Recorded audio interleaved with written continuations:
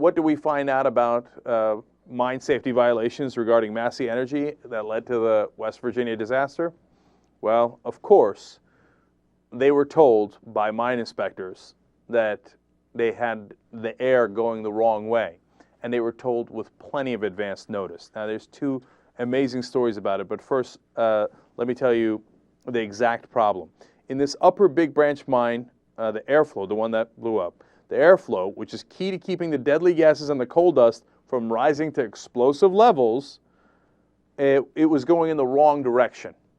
And they figured that out in January, and the mine foreman asked the superintendent, hey, what are we going to do about this? The airflow is going in the wrong direction, this thing's going to build up and it's going to blow.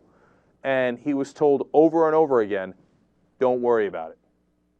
Management has decided that we're not going to worry about it. Now, some of these records were kept by what they call MSHA, the Mine Safety and Health Administration.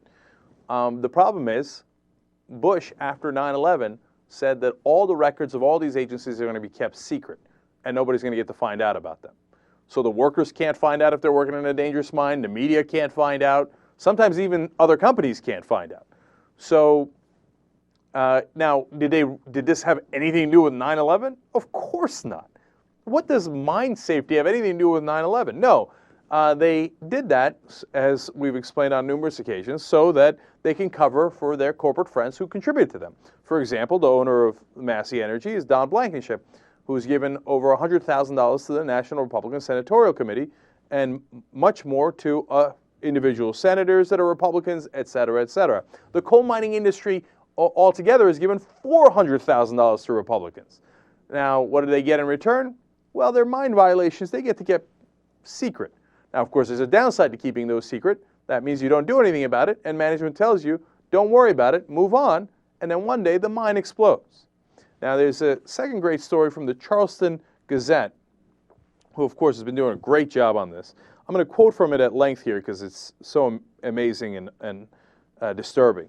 They say that federal safety inspectors cited this Raleigh County operation, the one that blew up, thousands of times for dangerous law violations, including buildup of explosive methane and coal dust. But no one could have seen it coming, right? But Massey avoided closure of the profitable mine by snarling the U.S. bureaucracy with endless legal appeals.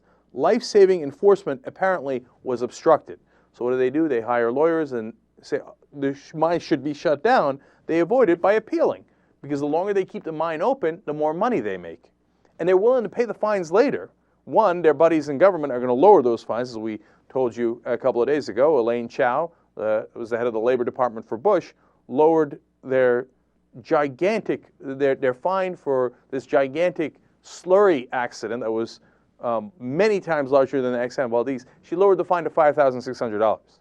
But even if they don't lower the fine, the more days that the mine is running, the more money they make. And so they're willing to pay the fine later. It makes business sense. Now, as that dangerous mine is running, the other thing it's doing is every day it's building up gas and making it more likely that you're going to kill coal miners there. But that is not in Don Blankenship's calculation. He couldn't care less. So the article continues. As reporter Ken Ward Jr. outlined Monday, stiffer federal fines were mandated after West Virginia's Sago mine tragedy in 2006. But various coal firms used their high-priced corporate lawyers to dispute 2/3 of the new fines. Massey exceeded the industry average by appealing 3/4 of them. Thus, many safety actions were stalled. In June of 2009, David Akrush, a public citizen, warned the White House, every day that these safety violations go unresolved, the chance that this nation will see another tragic mining accident grows. But no one could have seen it coming, right? Except everyone who was paying attention, saying, it's gonna blow. And what did Don Blankenship, who wraps himself in the American flag and bothers to spend $1,000 on right-wing rallies that are anti-union and brings Sean Hannity and Ted Nugent to them, what did he do? No, he wanted to keep making money. He let those gases build up, and he used his corporate lawyers and his friends in Washington to stall action. As the Charleston Gazette explains, the Raleigh mine, the one that blew, had 16 withdrawal orders.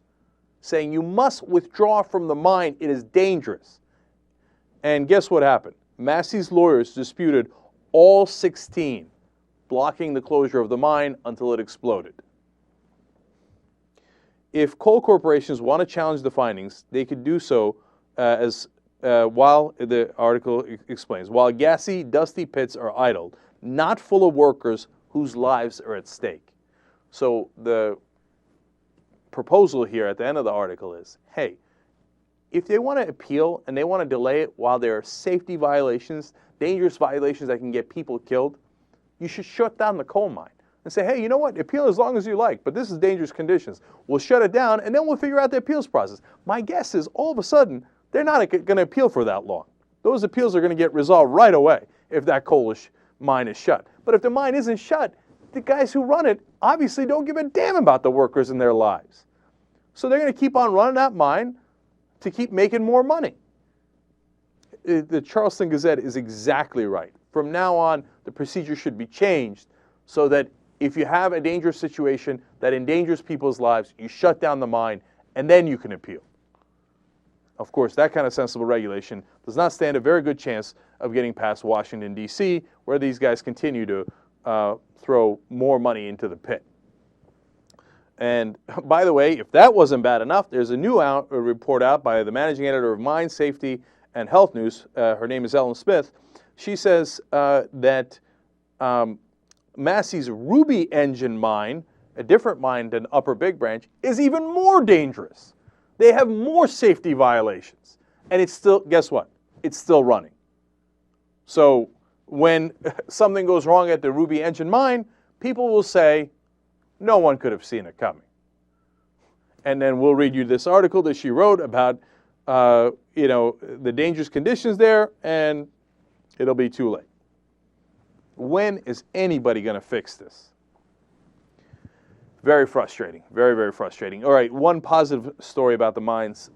Some of the shareholders at Massey Energy are now saying Blankenship should be removed. And some of those shareholders turn out to be pension funds in New York and unions. Unions invested in the company, and now they're saying, wait a minute, if I own this company, or at least, obviously they partly own the company, I don't want this guy running it. I don't want people dying at our company, not just because I'm the union, but because it's not good for business.